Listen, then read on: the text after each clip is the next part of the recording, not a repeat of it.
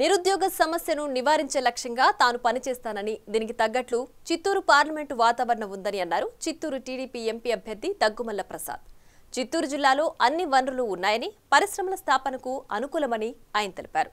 చిన్న తరహా పరిశ్రమలు స్థాపించడానికి తాను హెల్ప్ డెస్క్ ను ఏర్పాటు చేసి నిరుద్యోగులకు ఊతమిస్తానంటున్న దగ్గుమల్ల ప్రసాదరావుతో మా ప్రతినిధి Damodar face to face. Chittoor TDP MP అభ్యర్థి దగ్గుమల్ల ప్రసాదరావు ప్రచారంలో దూసుకుపోతున్నారు. ముఖ్యంగా ఏదైతే యువతను ఆకట్టుకోవడానికి అదేవిధంగా నియోజకవర్గంలోనే వెనుకబడిన ప్రాంతాలను గుర్తించి వాటిని ఏ విధంగా ముందుకు తీసుకెళ్లాలన్న ఆలోచనతో ఆయన ముందుకు పోతున్నారు. దీంతోపాటు ఎక్కడికి వెళ్ళినా తనకు ఓటు వేయడానికంటే ముందు ఈ ప్రాంతాన్ని ఏ విధంగా తాను అభివృద్ధి చేయబోతున్నాను, తనకు చంద్రబాబు నాయుడు ఎలాంటి సహకారం అందించబోతున్నాడు అన్న విషయం చెప్పిన తర్వాతనే ఆయన ఓటు అడుగుతున్న పరిస్థితి. అసలు ఆయన చిత్తూరు నియోజకవర్గానికి సంబంధించి పార్లమెంట్ నియోజకవర్గానికి సంబంధించి భవిష్యత్తు ఏ విధంగా అజెండాతో ముందుకు వెళ్తున్నాడో ఆయన అడిగి తెలుసు. సార్ చెప్పండి, ఓటు అడగడం వేరు, కానీ ఇక్కడ ఖచ్చితంగా టీడీపీ గెలుస్తుందని ఒక ప్రచారం జరుగుతున్న నేపథ్యంలో మీరు ఏ విధంగా ప్రజల ముందుకు వెళ్తున్నారు, ప్రజలకు ఎలాంటి అంశాలను వివరిస్తున్నారు? నమస్కారం అండి. ఇక్కడ చిత్తూరులో ఒక 10 సమస్యలు ఉన్నాయి, మేజర్ సమస్యలు. అయితే మనం అవన్నీ మాట్లాడుకున్న గంట పడుతుంది కాబట్టి మీకు ఒకే ఒక సమస్య, నిరుద్యోగ సమస్య గురించి మాట్లాడుకుందాం. దాన్ని ఎట్లా రిజాల్వ్ చేద్దామని అనుకుంటున్నాం. మనం గత 5 ఏళ్ళుగా కొన్ని వందల మంది బయటకు వచ్చారు, గ్రాడ్యుయేట్స్, ఇంజనీరింగ్ గ్రాడ్యుయేట్స్ వచ్చారు, కామర్స్ వాళ్ళు వచ్చారు, ఆర్ట్స్ వాళ్ళు వచ్చారు, తర్వాత లిటరేచర్ వాళ్ళు వచ్చారు, పాలిటెక్నిక్ వాళ్ళు వచ్చారు, ఐటీఐ కూడా వచ్చారు. వీళ్ళందరికీ ఎంప్లాయ్మెంట్ దొరకట్లేదు కాబట్టి వీళ్ళు Bengaluru metropolitan cities like Bengaluru, Chennai, Hyderabad వెళ్ళిపోయి చిన్న జాబ్ ఏది దొరికితే అది చేస్తున్నారు, చిన్న శాలరీస్తో. ఇక్కడ మేము ప్రామిస్ చేస్తుంది, మేము చూసిన సొల్యూషన్ ఏంటంటే దీనికి ఇక్కడ మంచి ప్రాస్పెక్ట్స్ ఉన్న ఏరియా ఉంది. Chittoor district bordering Tamil Nadu and Karnataka. అక్కడ ల్యాండ్ కూడా బాగుంది మనకు ఆ బార్డర్లో. ఈ మధ్యనే మీకు 4-వే రోడ్ కూడా పడుతుంది, ట్రాన్స్పోర్టేషన్ కూడా. సో ఇట్లాంటి దానికి మనం ఎంఎస్ఎంఈలు ఎందుకు ట్రై చేయకూడదని అనుకుంటున్నాం. దానికి కానీ ఆపర్చునిటీస్ మీరు గమనిస్తే లోకల్గా ఎట్లంటే మీకు మేజర్ ఇండస్ట్రీస్ చెన్నైలో ఉన్నాయి, లైక్ ఆటోమొబైల్ ఇండస్ట్రీ, హుందాయ్ ఫ్యాక్టరీ ఉంది, రాయల్ ఎన్ఫీల్డ్ ఉంది, ఫోర్డ్ ఉంది, ఇంకా చాలా ఉన్నాయి. మ్యానుఫ్యాక్చరింగ్ యూనిట్స్ ఉన్నాయి, ఫార్మా యూనిట్స్ ఉన్నాయి, తర్వాత ఇంజనీరింగ్ యూనిట్స్ కూడా ఉన్నాయి, ఇంజనీరింగ్ పార్ట్స్ తయారు చేసేవి. వాటికి మనం యాన్సిలరీ ఇండస్ట్రీస్ మనం చిత్తూరు డిస్ట్రిక్ట్లో పెట్టుకుంటే ఎలాగూ మద్రాస్ స్టేట్లో మెట్రోపాలిటన్ సిటీస్లో 100 కిలోమీటర్స్ లోపల ఇండస్ట్రీస్ పెట్టొద్దని ఒక రూల్ పెట్టుకున్నారు వాళ్ళు. 100 కిలోమీటర్స్ బియాండ్ పెట్టాలంటే బియాండ్ 100 కిలోమీటర్స్ మనం ఉన్నాం చిత్తూరు, 100 కిలోమీటర్స్ దాటితేనే చిత్తూరు ఉన్నాం. సో మనం ఇక్కడ పెట్టుకొని ఇండస్ట్రీస్ యాన్సిలరీస్ తయారు చేసుకొని వీళ్ళకి సప్లై ఎందుకు చేయకూడదని ఆలోచిస్తున్నాం. అలాగే బెంగళూరు కూడా ఇదే రూల్ అప్లై అవుతుంది. అక్కడ నుంచి కూడా 150 కిలోమీటర్స్ దాటితే చిత్తూరు డిస్ట్రిక్ట్ ఉంటుంది. సో మనం ఇక్కడ పెట్టుకొని సేల్ ప్రాబ్లం లేకుండా, మన ప్రాబ్లం వల్ల ఇండస్ట్రీ పెడితే సేల్ ఉండదు, marketing problem is the main thing. Manufacture చేస్తాం, లోడ్లు స్టాక్ ఉంటుంది, సేల్ ప్రాబ్లం లేకుండా వాళ్ళతో అగ్రిమెంట్ పెట్టుకొని, సో ఇమాజిన్ ఆటోమొబైల్ దానికి మీరు చేయదలుచుకున్నారు ఎందుకు, 1 పార్ట్ ఆఫ్ కార్ ఏదన్నా మేము చేస్తామని అనుకుంటే దాన్ని వాళ్ళతో అగ్రిమెంట్ పెట్టుకొని నెక్స్ట్ 10 ఇయర్స్ మేము సప్లై చేస్తాం, ప్రైస్ డిటర్మైన్ చేయండి. ఫస్ట్ 3 ఇయర్స్ ఈ ప్రైసు, సెకండ్ 3 ఇయర్స్ ఈ ప్రైసు, నెక్స్ట్ 3 ఇయర్స్ ఈ ప్రైస్ డిటర్మైన్ చేసుకొని మనం మ్యానుఫ్యాక్చర్ చేస్తే మార్కెటింగ్ ప్రాబ్లం లేకుండా చేయొచ్చు. అది మనకు కావాల్సిన ఎంటర్ప్రైనర్షిప్. వీళ్ళకి అవసరమైన ఫైనాన్స్ ప్రాబ్లం అవుతుంది. నేను వస్తున్నా అసలు ముందు దీనికి ఎట్లా వస్తాయి ఆటోమొబైల్ ఇండస్ట్రీకి మీరు యాన్సిలరీ పెట్టాలంటే మీకు ఎక్కడి నుంచి స్కీమ్స్ వస్తాయి అనేది మెయిన్. ఇప్పుడంతా మనం పిల్లలు చదువుకున్నారు, క్యాపిటల్ కావాలి, ఇది అవ్వదు.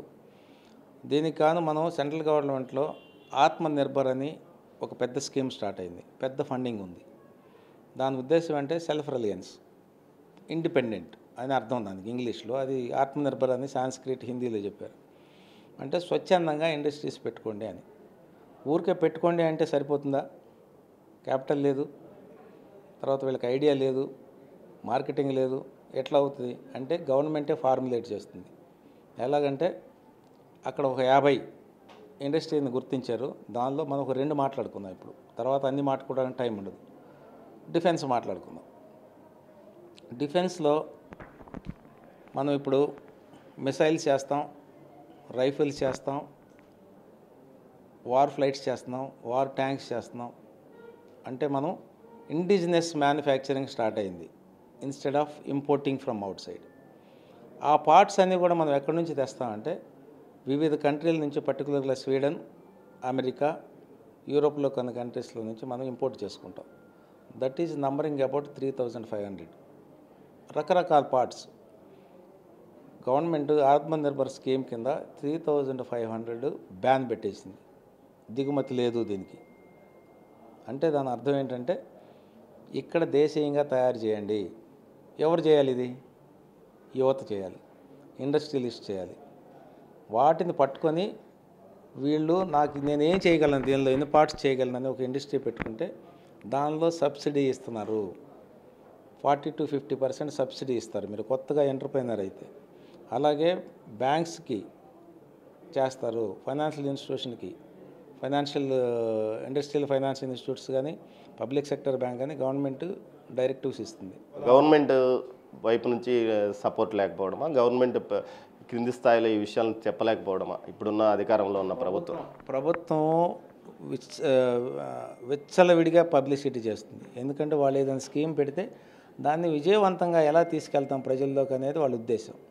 ప్రజల్ని డెవలప్ చేయడానికి అది పెట్టారు, ఈ దేశం డెవలప్ చేయడానికి అది పెట్టారు. మనం అందుకోలేకపోతే ఎట్లా?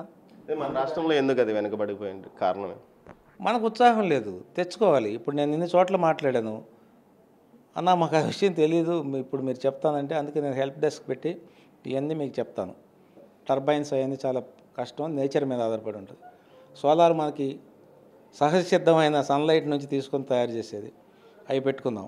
అది కూడా ఇన్వెస్ట్మెంట్ ఇంటెన్సివ్ కానీ మీరు భావిస్తే ప్రభుత్వం 1 కోటి ఇళ్ళకి ఈ సంవత్సరం పెడదాం. డొమెస్టిక్ సోలార్ యూనిట్స్ అంటారు, చిన్నవి, మొత్తం కలిపి 1,00,000 ఒక యూనిట్ వచ్చేసింది. అట్లాంటివి మీరు ఒక 25 లక్షలు తీసుకొని మీరు ఇక్కడున్న వాళ్ళు ఒక 10 మంది యూనిట్లు పెట్టుకొని అందరి ఇళ్ళకి వెళ్ళిపోయి మార్కెటింగ్ చేసుకొని ఇది పెడితే మీకు ప్రయోజనం వస్తుంది. మీకు కరెంటు బిల్లు కట్టే పని లేదు, ప్రభుత్వం మీద కూడా ఎనర్జీ ఛార్జెస్ తగ్గుతాయి. హైడ్రో ఎట్లాగో చచ్చిపోయాం మనం, థర్మల్ ప్రొడక్షన్కి చాలా కష్టపడుతున్నాం, బొగ్గు లేక ఆస్ట్రేలియా నుంచి తెస్తున్నాం.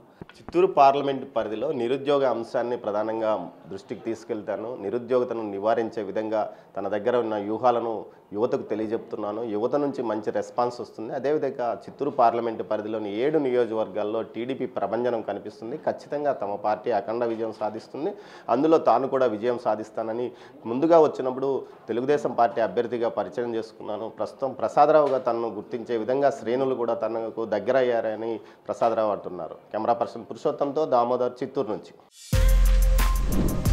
For more videos like this, subscribe Big TV channel.